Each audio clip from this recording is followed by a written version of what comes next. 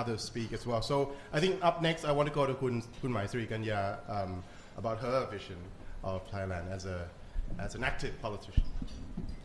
Thank you, and thank you FCCT for having me today. It's my pleasure to be here again in less than 1 week. A lot of you were here, and I'm with my party leader to give an introduction to People's Party. And for today, it's maybe another hat of mine that I am an active politician who is really keen and work closely about the economy, right? So my vision for Thailand future economy will be focused on how we can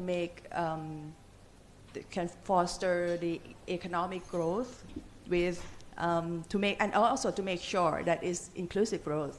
So basically, I totally agree with what Kun Top has said that we dire need the new engine of growth because the old engine are already obsolete. We used to have these 3 key major exporting sectors like ICE cars, electronics, hard disk drive, and petrochemicals, and these stuffs are in the sunset industries already. And of course, we want to skip to something really complicated, high technology, just like what Kun Top has mentioned. But how we're going to transit to that position? It will need a lot of hard work and political will just to get there.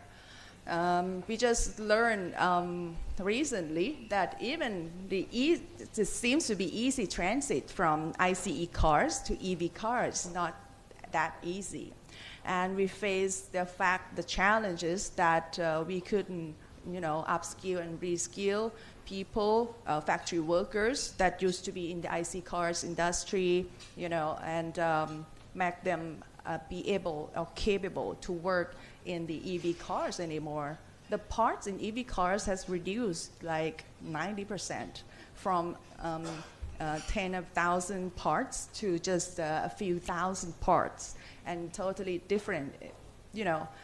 Thai workers are really expertise in the mechanic and stuff, but electronic stuff is totally different things. So we have this bottleneck of trying to upskill and reskill.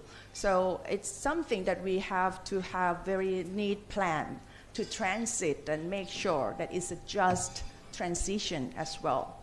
So what I'm trying to make use of what is the mega trends of the world. For example, Kun Top said about the sustainability, right? So green growth is something that it's not optional, but it's a necessity for our growth. It's not only to deal with the regulations so that we can export to the destination countries that has those laws and regulations about the carbon emissions and stuffs, but we have to have clear vision, clear plan in order that we can foster growth from the green sectors. I'm not talking about that Thailand should become the renewable energy generation base only, is what the government has said. But I'm thinking about if we want to go to the renewable energy sector, we might have the opportunity to do something in very upstream industry. For example, the power semiconductor will be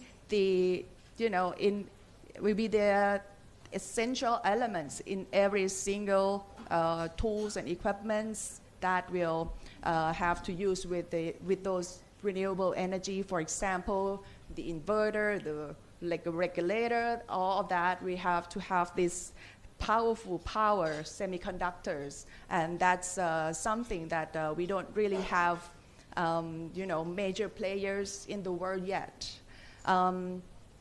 We have good news that PTT has just announced a joint venture with HANA industry to have these new factories that will produce the silicon carbide semiconductor in Lamphun in the high-tech industrial park. That's one step forward that we can, reap the benefits that all countries in the world want to go green, so they have to use this kind of equipments and tools that composed of this the powerful power semiconductor chip, for example. That's what we see that our future of economy has relied heavily on this green growth. But we have to think about how to, of course we want to attract foreign direct investments and stuff like that to get the benefit of those advanced technology.